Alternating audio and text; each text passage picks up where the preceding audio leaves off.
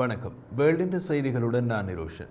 Armenia மற்றும் அசர்பைஜானுக்கு இடையிலான போர் முடிந்த பின்னரும் இரு நாடுகளுக்கும் இடையிலான மோதல்கள் தொடரும் நிலையில் ஒரு புதிய திருத்தமாக ஆர்மீனியா தமது கட்டுப்பாட்டில் இருந்து 4 எல்லை கிராமங்களை அசர்பைஜானுக்கு கொடுக்க சம்மதித்துள்ளது.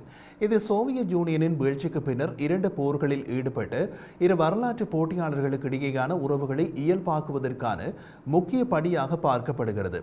ஆர்மீனியா தனது கட்டுப்பாட்டில் இருந்து 4 எல்லை கிராமங்களை அசர்பைஜானுக்கு கொடுக்கும் ஒப்பந்தத்தில் கையொப்பமிட்டதைத் தொடர்ந்து ஆர்மீனியாவின் பாதுகாப்பு அமைச்சு அதன் எல்லை காவலர்கள் அதிகாரப்பூர்வமாக இரு நாடுகளுக்கும் இடையிலான எல்லை வரையறை ஒப்பந்தத்தை பிரதிபலிக்கும் விதத்தில் பின்னகர்ந்து புதிய எல்லைகளை எடுத்துக்கொண்டதாக தெரிவித்துள்ளது.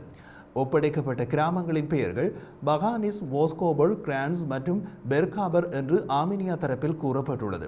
ஒப்படைப்பை உறுதி செய்து அசர்பைஜானின் துணை பிரதமர் ஷாஹின் முஸ்தபாயேவ் இதற்கிடையில் தனது நாட்டின் எல்லை காவலர்கள் 4 குடியேற்றங்களின் கட்டுப்பாட்டை எடுத்துக்கொண்டதாக அறிவித்தார்.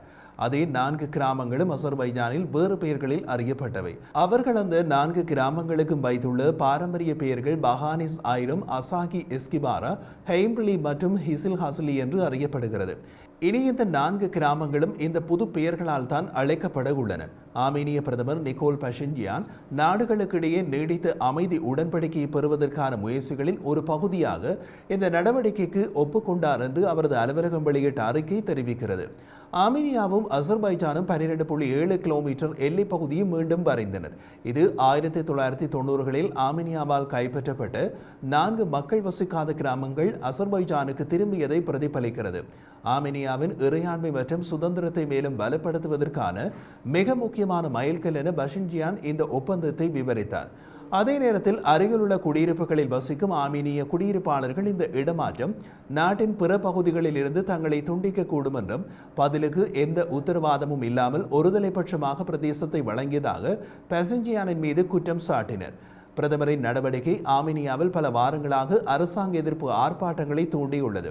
ஆர்மீனியாவில் மக்களை கவர்ந்தெழுக்கும் மத தலைவராக பார்க்கப்படும் பேராயர் பாக்ரத் கால்ஸ்டான்யன் தலைமையிலான ஆயிரக்கணக்கான ஆர்ப்பாட்டக்காரர்கள் தமது பிரதமரை காட்டிக் கொடுக்கும் நபராக குற்றம் சாட்டி அவரை ராஜினாமா செய்ய கோரினர்.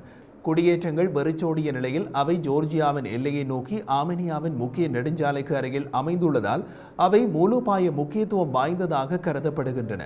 ஆர்மீனியாவின் வர்த்தகத்தில் பெரும்பகுதியில் இந்த சாலையில் பயணிக்கிறது.